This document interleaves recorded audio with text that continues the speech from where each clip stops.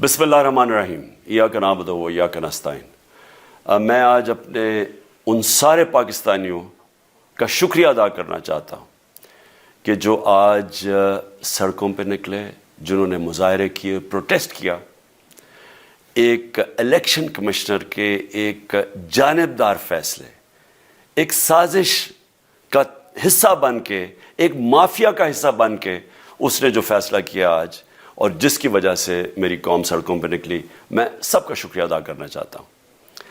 پہلے تو میں اپنی قوم کے سامنے یہ رکھنا چاہتا ہوں یہ کیا فیصلہ ہے، یعنی یہ توشہ خانہ کیا چیز ہے۔ توشہ خانہ وہ ہے کہ جب ملک کا پرائم منسٹر، اس کے وزیر، اس کے آرمی چیف، ان کو جب پریزنٹس ملتے ہیں، جب وہ اقتدار میں ہوتے ہیں، تو جب ان کو تحفے ملتے ہیں، تو یہ جو سارے تحفے ہیں یہ جاتے ہیں توشہ خانہ کے اندر۔ ایک پورا ریکارڈ ادھر قائم کیا جاتا ہے۔ اس توشہ خانہ سے ایک قانون کے تحت آپ فیصلہ کر سکتے ہیں کہ میں ایک آدھی قیمت، ہمارے دور میں آدھی قیمت ہم دے کے ہم وہ خرید سکتے ہیں وہاں سے۔ سارا ریکارڈ اس کا ہے پڑا ہوا ہے توشہ خانہ میں۔ تو یہ جو کیس اس نے کیا ہے، یہ جو کیس کے اوپر فیصلہ دیا ہے، میں آپ ساری قوم کے سامنے اب یہ کہنا چاہتا ہوں کہ جب بھی، اور انشاءاللہ ہم اب جا رہے ہیں عدالت میں آج سب کے سامنے کہنا چاہتا ہوں کہ یہ عدالت کے اندر کیس جائے گا اور اس میں ایک چیز غیر قانونی نہیں نکلے گی، کیونکہ سارا ریکارڈ اویلیبل ہے۔ اور جنہوں نے قانون توڑا ہے، توشہ خانہ کا قانون کس نے توڑا ہے؟ آصف زرداری نے اور نواز شریف نے۔ کیسے توڑا ہے؟ انہوں نے 4 مہنگی گاڑیاں اس توشہ خانہ سے نکالی ہے۔ قانون یہ کہتا ہے کہ آپ گاڑیاں نہیں نکال سکتے، مجھے بھی ملی تھی۔ تو ان کے کیس تو سنے نہیں، ان کے 10 سال سے کیس پڑے ہوئے ہیں جو انہوں نے یہ گاڑیاں غیر قانونی طور پہ نکالی تھی۔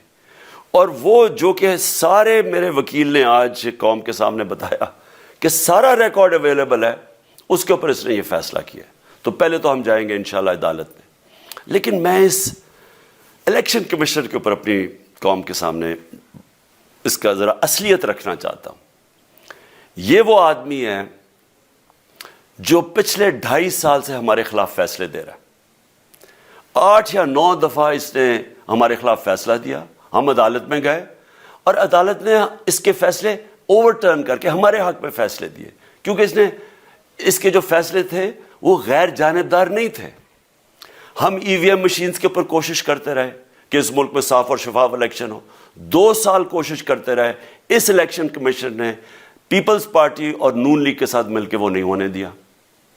ہم نے عدالت میں گئے کہ جو سینٹ کے اندر پیسہ چلتا ہے، سینٹ کے الیکشنز کے اندر، کہ وہ ووٹ ویریفائبل ہونی چاہیے، یعنی لوگوں کو پتہ ہونا چاہیے کہ آپ کے MP کدھر ووٹ ڈال رہے ہیں۔ ہم سپریم کورٹ میں گئے، سپریم کورٹ میں اجازت دے دی کہ ووٹ ویریفائبل ہونی چاہیے، اس نے روک دی۔ اس کے بعد یوسف رضا گیلانی کا بیٹا پیسے دیتے ہوئے پکڑا گیا ووٹ خریدتے ہوئے، اس نے کوئی ایکشن نہیں لیا۔ یہ اس نے جب ہمارا یہ ابھی جو آڈیو لیکس ہوئی ہے، اس کے اندر کیا چیز آئی ہے سامنے؟ آڈیو لیکس میں یہ سامنے آئی کہ نون لیگ کے ساتھ بیٹھ کے یہ فیصلے کر رہا تھا کہ کون سے حلقے ہمارے کمزور ہیں اور کدھر PDM کی ووٹ جو تھی ہمارے حلقوں سے دگنی تھی۔ اس نے ان کے ساتھ بیٹھ کے فیصلے کیے۔ یہ جو ابھی حال ہی میں الیکشن ہوئے ہیں، اسی الیکشن کمیشن نے، اس نے پہلے بھی جب پنجاب کے بائی الیکشن ہوئے تب بھی پوری الیکشن کمیشن کی مشیری نے ان کی مدد کی، اور اس کے گورنمنٹ بھی پنجاب میں انہی کی تھی، گورنمنٹ کی مشیری نے بھی پوری مدد کی۔ اس کے باوجود دونوں دفعہ یہ الیکشن ہار گئے، اور الیکشن اس لیے ہارے کہ پاکستان کی قوم ان کو ریجیکٹ کر بیٹھی ہے، اور اللہ کا شکر ادا کرتا ہوں ہمارے ساتھ کھڑی ہے۔ جب ہماری گورنمنٹ گئی تب سے یہ مافیا کوشش کر رہا ہے کہ تحریک انصاف کو ختم کرنے کی۔ پہلے تو انہوں نے گورنمنٹ گرائی بیرونی سازش، پھر انہوں نے کروڑ روپیہ خرچ کیا، 20 یا 25 کروڑ روپے کی ووٹیں خریدی، لوگوں کو لوٹا بنایا، ہماری گورنمنٹ گرائی۔ اس کے بعد جب ہم نے مظاہرہ کیا، پرامن مظاہرہ، آئین اور قانون میں رہتے ہوئے، ہمیں آئین اجازت دیتا ہے پرامن احتجاج کرنے کی، ہم نے پرامن احتجاج کرنا تھا۔ انہوں نے جس طرح ایک بیرونی، جو آج بھی وہ سائفر اویلیبل ہے جس میں واضح ہے کہ ان کو باہر سے مل کے انہوں نے ایک گورنمنٹ گرائی تھی.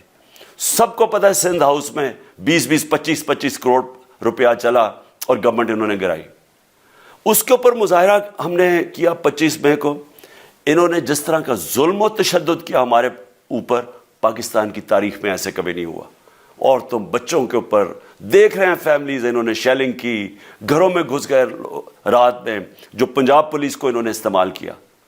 اور انہوں نے سمجھا کہ پارٹی کراش ہو جائے گی، پھر بھی نہیں ہوئی. پنجاب کے بائی الیکشن ہار گئے. پھر انہوں نے میرے اوپر کیسز کرنے شروع کر دیے. کبھی عدالت میں ایک کیس ہوتا ہے، کوئی 24 FIR ہے میرے اوپر. دہشت گردی کا میرے پہ کیس کر دیا. کیا کیس تھا؟ ساری دنیا میں رپورٹ ہوا وہ کیس. کیس کیا ہے کہ عمران خان کہہ رہا ہے کہ ریمانڈ پہ بھیجنے کے لیے ایک جس کے اوپر تشدد ہوا ہے، کسٹوڈیل ٹارچر ہوئی ہے شہباز گل کو، کہ ہم قانونی کارروائی کریں گے، اس کے اوپر دہشت گردی کا کیس کر دیا. تو پوری کوشش کرتے رہے نہ کسی طرح اس کو، کیونکہ میچ میں تو آپ کھیل نہیں سکتے تھے، تو عمران خان کو میچ سے نکال دو باہر. یہ شروع سے ان کی کوشش تھی. پتہ ان کو چل گیا کہ عوام آ گئی ہے کھڑی ہو ہمارے ساتھ. بڑے میں جلسے ہوئے ہیں، کبھی اتنے بڑے جلسے ہوئے ہی نہیں پاکستان میں. اور پھر یہ ابھی جو الیکشن ہوا ہے اس کے اندر پوری پلاننگ کرتے ایک کینڈیڈیٹ کھڑا کر کے پھر بھی ہار گئے. تو یہ مجھے پہلے ہی پتا تھا کہ انہوں نے اس کا رزلٹ کیا آنا ہے. میری ساری پارٹی کو پتا ہے، میں نے ان کو واٹس ایپ کیا، اپنے سارے لوگوں کو بتایا. مجھے کل رات میں نے سب کو بتا دیا کہ اس نے ڈسکوالیفائی کرنا ہے، کیونکہ یہ اس سازش کا حصہ ہے، یہ مافیا کا حصہ ہے. اور مافیا کیا کوشش کر رہی ہے یہ ذرا ساری قوم سن لو. جو پاکستان کی سب سے بڑی پارٹی ہے، جو فیڈرل پارٹی ہے، باقی پارٹیز تو اب صوبائی پارٹیز رہ گئی ہیں، چھوٹی سکڑ کے ہو گئی ہیں فیملی پارٹیز. جو سارے ملک کے اندر ایک فیڈرل پارٹی ہے اس کو ختم کرنے کی کوشش کر رہے ہیں. اور یہ میں پھر سے اس ملک کی تکلیف دے جو ہمارا تاریخ کا حصہ تھا، جب ایسٹ پاکستان ہمارے سے علیحدہ ہوا کیا ہوا تھا.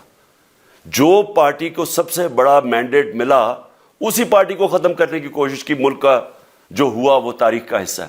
یہ پھر کوشش کر رہے ہیں کہ ایک پارٹی جو ساری فیڈریشن کو اکٹھا رکھ سکتی ہے اسی پارٹی کو ختم کرنے کی کوشش کر رہے ہیں کہ جناب عمران خان کو کسی طرح ڈسکوالیفائی کریں اور پھر الیکشن ہو.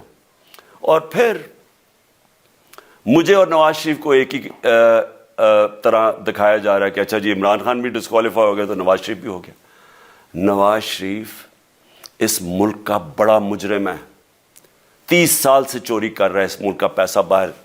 بڑے بڑے محلات ہیں اس کے اور اس کے بچوں کے باہر. ایک رسید نہیں دکھا سکتا کہ پیسہ کدھر سے آیا. میں نے کرکٹ کھیلتا تھا تو میں نے ایک فلیٹ خریدا. میں تو پبلک آفس ہولڈر بھی نہیں تھا. 34-35 سال پہلے میں نے فلیٹ خریدا جب کرکٹ کھیلتا تھا. اس کے باوجود میں نے 8 مہینے عدالت کے اندر ایک رسید بتائی کہ مجھے کدھر سے انکم آئی، کدھر سے آمدنی آئی. اور باہر سے حلال کے پیسے کی جو میں نے جو خریدا فلیٹ، اس کو جب بیچا بینک کے تھرو پاکستان میں پیسہ لے کے آیا، اپنے ملک میں پیسہ لے کے آیا. اس کی بھی منی ٹریل تھی. عدالت نے مجھے صادق اور امین کہا. اور مجھے مقابلہ اس آدمی سے کر رہے ہیں جو اربوں روپے کی پراپرٹیز لے کے بیٹھا ہوا ہے. کبھی کوئی جھوٹ بولتا ہے کہ جی مجھے قطری کھاد کے جی قطری نے پیسے دے دیے.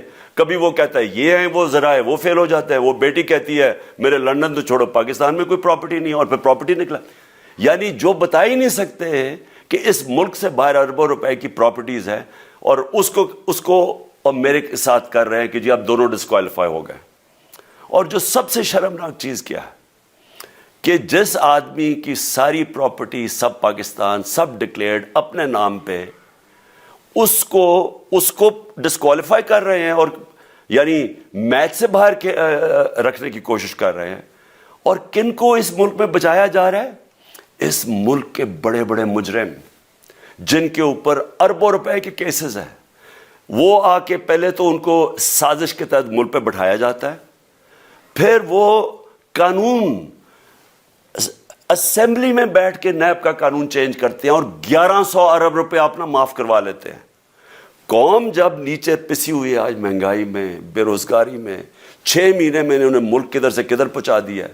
آج دنیا کہہ رہی ہے کہ پاکستان قرضے نہیں اپنے واپس کر سکتا. ہمارے بانڈز کریش کر گئے ہیں. ہماری انڈسٹری نیچے جا رہی ہے, ہمارا فورن جو پاکستان میں ڈالرز آنے تھے ایکسپورٹس بھی نیچے جا رہی ہیں, ریمیٹنس بھی نیچے جا رہی ہے, ملک کی دولت کم ہو رہی ہے, گروتھ ریٹ نیچے چلی گئی ہے, کسان علیحدہ سڑکوں پہ نکلے ہوئے ہیں, ٹیکسٹائل انڈسٹری وہ 20% بند ہو گئی ہے. 6 مہینے میں وہ پاکستان کو یہاں لے کے آئے ہیں اور اپنے صرف پیسے بچا رہے ہیں, صرف آ کے اپنی چوری بچا رہے ہیں. اور جو آدمی 26 سال سے سٹرگل کر رہا ہے اس ملک میں, قانون کی بالادستی ہو, انصاف ہو, احتساب ہو, اس کے اوپر کیسز کر رہے ہیں اس طرح کے, صرف اور صرف میرا منہ بند کرنے کے لیے. میں آج اپنی ساری قوم کے سامنے یہ آپ سب کے سامنے یہ وعدہ کرتا ہوں کہ میری جتنی بھی زندگی ہے وہ ان چوروں کا مقابلہ کرنے کے لیے. میں اس کو سیاست نہیں سمجھتا, میں اس کو جہاد سمجھتا ہوں. یہ جو مافیا بیٹھا ہوا ہے جس کا یہ حصہ ہے یہ الیکشن کمشنر, میں جب تک زندہ ہوں میں ان کا مقابلہ کروں گا. میں اپنے سارے آج جو پروٹیسٹرز بیٹھے ہیں, میں آپ سب کو آج پہلے تو شکریہ ادا کرتا ہوں. اب میں کہتا ہوں کہ اب آپ پروٹیسٹ ختم کر دیں. آج آپ پروٹیسٹ اب ختم کر دیں, کیونکہ لوگ اس وقت مشکل میں ہیں اور میں نہیں چاہتا کہ میری قوم مشکل میں ہو. لیکن آپ سب تیاری کریں. میں نے کہا تھا مہینے کے اینڈ میں لانگ مارچ کروں گا, اور میں پوری طرح انشاءاللہ اس ملک کی تاریخ کی یہ سب سے بڑا پروٹیسٹ ہوگا. اور یہ صرف لانگ مارچ پہ ختم نہیں ہوگا, یہ میری حقیقی آزادی کی تحریک چلتی رہے گی جب تک اس ملک کے اندر قانون کی بالادستی قائم نہیں ہوگی. اس طرح کے چور, اس طرح کے ڈاکو, اس طرح کے مافیا, اس طرح کا یہ کرپٹ الیکشن کمشنر, جب تک یہ بیٹھے ہیں میری یہ تحریک چلے گی. اور میں اپنی ساری قوم کو آج کہہ رہا ہوں کہ یہ ملک ایک فیصلہ کن موڑ پہ ہے. اگر ہم جو اللہ کا حکم ہے کہ ظلم اور ناانصافی کے سامنے کھڑے ہو, جہاد کرو, اللہ کا حکم ہے امر بالمعروف, اچھائی کے ساتھ کھڑے اور اس طرح کے چوروں کے خلاف کھڑے ہو, جب تک ہم قوم اس فیصلہ کن وقت پہ اب جدوجہد کرنے کے لیے تیاری نہیں کریں گے, ہم ان چوروں سے اپنی جان نہیں چھڑا سکیں گے. جہاد اللہ نے ہمارے پہ فرض اس لیے کیا ہے کہ جب ہم ظلم کا مقابلہ کرتے ہیں اپنی بہتری کرتے ہیں, ظلم کم ہو جاتا ہے. جب ہم اس طرح کی ناانصافی اور ظلم کے سامنے سر جھکاتے ہیں ہماری معاشرہ تباہ ہو جاتا ہے. جب معاشرہ اچھے اور برے کی تمیز ختم کرتا ہے, یہ چور جا کے ملک کا فیصلہ کرتے ہیں, وہ معاشرہ کو تباہ کر دیتے ہیں. ہم آج اس فیصلہ کن وقت پہ کھڑے ہیں.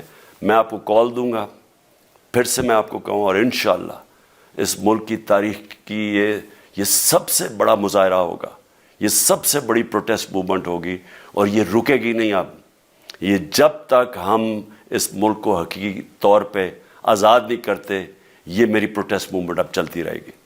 پاکستان زندہ باد.